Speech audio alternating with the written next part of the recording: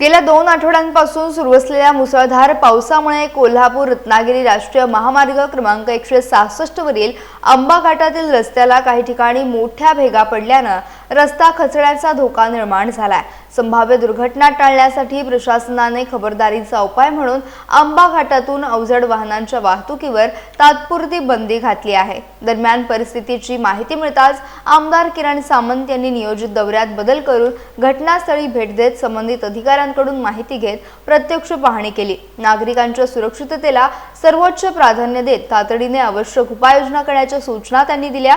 रस्त्याच्या स्थितीबाबत जिल्हाधिकारी मनोज जिंदल यांच्यासोबत बैठक घेऊन सार्वजनिक बांधकाम विभाग, राष्ट्रीय महामार्ग प्राधिकरण, महसूल विभाग आणि पोलीस प्रशासनाच्या समन्वयातून पुढील निर्णय घेण्यात येणार असल्याचं त्यांनी सांगितलं।